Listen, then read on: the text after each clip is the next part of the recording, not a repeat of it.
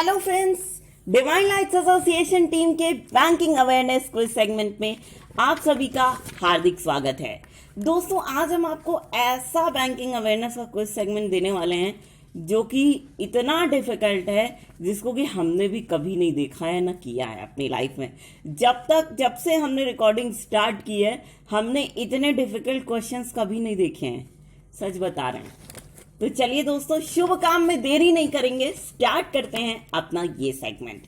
पहला question, banking regulation act 1949 राष्ट्रीयकृत बैंकों, विदेशी बैंकों और कोऑपरेटिव बैंकों में से किस प्रकार के बैंकों पर लागू नहीं होता?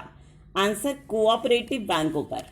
नेक्स्ट, डैश ऐसा लोन है जिसमें संपत्ति का उपयोग कोलाटरल एग्रीमेंट के तहत किया जाता है? आंसर है mortgage. Next question, coinage act 1906 के अनुसार कितने रुपए तक के सिक्कों को जारी किया जा सकता है? आंसर है 1000 रुपए तक के सिक्के जारी किए जा सकते हैं, उससे ज्यादा के नहीं। नेक्स्ट, इंडियन बैंक का मुख्यालय कहां स्थित है? आंसर, चेन्नई में। Next question, reserve Bank of India द्वारा जारी जनवरी 1938 को पहली बार कितने रुपए का प्रतिबंधित नोट या बैंक नोट जारी किया गया था? रिजर्व बैंक ऑफ इंडिया द्वारा जनवरी 1938 को पहली बार कितने रुपए का प्रतिबंधित नोट, बैंक नोट जारी किया गया था? आंसर, 5 रुपए का। ये तो हमको बिल्कुल भी नहीं पता था दोस्तों, पहली बार ये क्वेश्चन देख रहे हैं। तो नेक्स्ट क्वेश्चन है, नेगोशिएबल इंस्ट्रूमेंट एक्ट के सेक्शन 25 के अनुसार बैंकों की छुट्टियों को घोषित करने का अधिकार किसको है? आंसर है रिजर्व बैंक ऑफ इंडिया को। नेक्स्ट, टैक्स इंफॉर्मेशन नेटवर्क के रखरखाव का दायित्व किसका है? आंसर है नेशनल सिक्योरिटीज डिपॉजिटरी लिमिटेड, इसका है। ये भी क्वेश्चन हमने कभी नहीं सुना है। टैक्स इंफॉर्मेशन नेटवर्क, ये पहली बार सुन रहे हैं।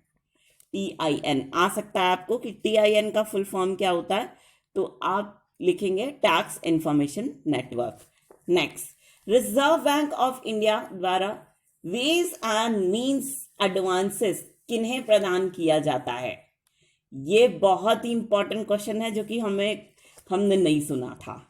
तो आंसर है केंद्र और राज्य सरकारों को, केंद्र की सरकार को और राज्य की सरकार को ये ways and means advances Reserve Bank of India देती है। नेक्स्ट, सत्य कथन का चयन कीजिए। देखिए, सत्य कथन है कितने रुपए के प्रतिबंधित नोट को कितनी मात्रा में जारी किया जाए, इस संबंध में निर्णय लेने का अधिकार रिजर्व बैंक को है। फिर से सुनिए, कितने रुपए के बैंड नोट को या प्रतिबंधित नोट को कितनी मात्रा में जारी किया जाए, इस संबंध में निर्णय लेने का अधिकार रिजर्व बैंक को है। जैसे कि मान लीजिए हम रिजर्व बैंक हैं, हमने ये डिसाइड किया कि 12 रुपए का नोट हम लाएंगे। कितने रुपए का? 12 रुपए का। कितना? 2 करोड़। ठीक, इससे ज्यादा नहीं। ठीक, तो ये हो गया कितने रुपए का? 12 रुपए का। ठीक, कितनी मात्रा में? 2 करोड़। ठीक है, चलिए नेक्स्ट, ऐसा व्यक्ति जिसका नाम राशि प्राप्त करने के उद्देश्य से लिखा गया हो चेक पर, उसे क्या कहा जाता है? ऐसा व्यक्ति जिसका नाम देय राशि प्राप्त करने के उद्देश्य से चेक पर लिखा गया हो, उसे क्या कहा जाता है? आंसर, पेई। देखो, जैसे मान लो कि फूलू है, ठीक, और एक कोई और नफीस है। ठीक है, मान लो फूलू ने नफीस को चेक दिया। ठीक है, तो फूलू क्या हो गई? ये पेयर हो गई। ठीक, क्योंकि इसने चेक को क्या किया? दिया। किसको? नफीस को। और नफीस ने चेक को रिसीव किया, किस लिए? कि जितना अमाउंट है उसको प्राप्त करने के उद्देश्य से। ठीक है, तो नफीस क्या हो गई? पेई। ठीक है, चलिए नेक्स्ट क्वेश्चन, कंपनीज, फर्म्स, सार्वजनिक संस्थाओं और ऐसे व्यापारी जो पैसों का लेन देन पर्याप्त मात्रा में करते रहते हैं, वे किस प्रकार के खाते का प्रयोग बहुत अधिक करते हैं? Answer current account.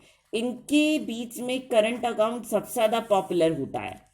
ठीक है, नेक्स्ट, कैपिटल एडिक्वेसी को किसकी सहायता से कैलकुलेट किया जा सकता है? Answer risk weighted asset.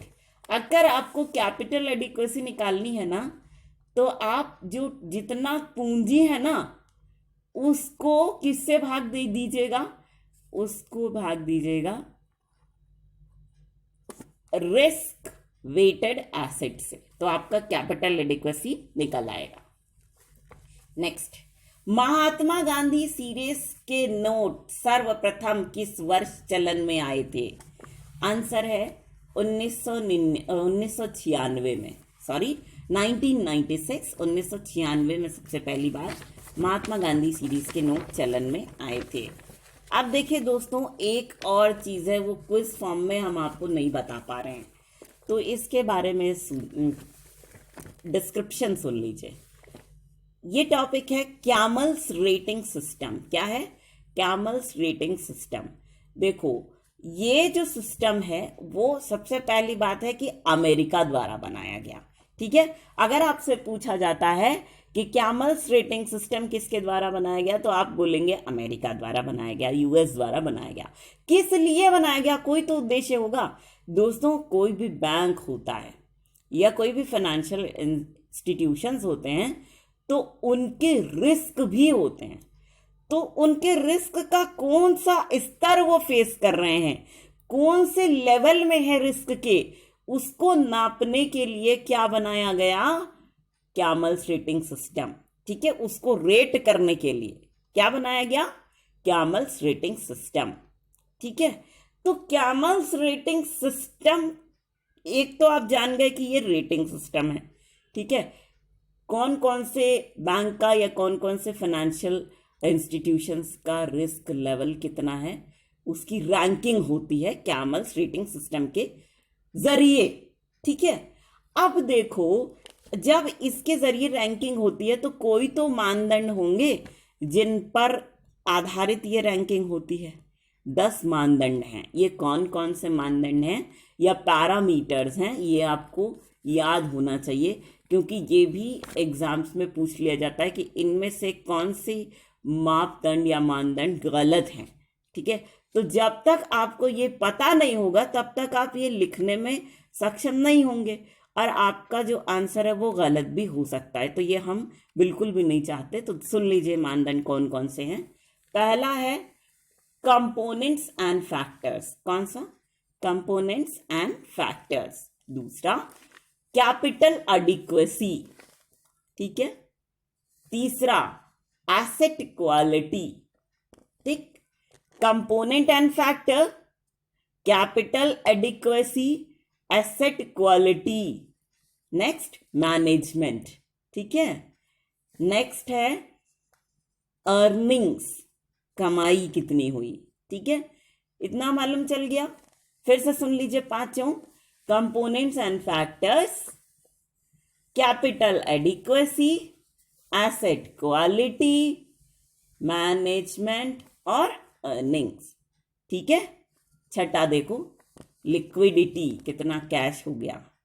Next sensitivity, कितनी सेंसिटिविटी है बैंक को या इंस्टीट्यूशन को अपने ग्राहकों के लिए। Next composite ratings, next numerical ratings और नेक्स्ट पर्पस। ठीक है, फिर से सुनिए 6 से 10 तक। Liquidity, sensitivity, composite rating, numerical rating और पर्पस। ठीक है, तो ये है कैमल रेटिंग के मानदंड जो कि आपको बिल्कुल अच्छे से कंठस्थ याद होना चाहिए। ठीक है, तो चलिए दोस्तों, इस सेगमेंट को हम यहीं पर इसी डिस्क्रिप्शन के साथ खत्म करते हैं। लेकिन फ्रेंड्स, हम आपसे एक रिक्वेस्ट जरूर करेंगे, वो ये कि आप सभी लोग इस सेगमेंट को दिल खोल करके एंजॉय कीजिए और साथ ही इसे उन लोगों तक ज़रूर से ज़रूर पहुंचाने की पूरी कोशिश कीजिएगा। My most dearest of the dearest friends, जो लोग इंटरनेट फैसिलिटी का लाभ नहीं उठा पा रहे हैं, है ना, तो इसी छोटे से रिक्वेस्ट के साथ हम आप सभी के ढेर सारे प्यार, जुनून, जज्बात और कड़ी मेहनत के साथ साथ आप सभी की उस कोशिश को भी दिल से सलाम करना चाहेंगे, जिसकी बदौलत ना सिर्फ आप सभी नई नई ऊंचाइयों को छू रहे हैं, बल्कि साथ ही आप सभी हर क्षेत्र में अपनी योग्यता का परचम लहरा पाने में भी भली भांति सक्षम हैं। तो दोस्तों, इसी बात के साथ और इसी गर्व की भावना को अपने मन में संजोए हुए एक बार फिर पूरी डिवाइन लाइट्स एसोसिएशन टीम की ओर से हम आप सभी को कहना चाहेंगे दिल से प्यार भरा नमस्कार।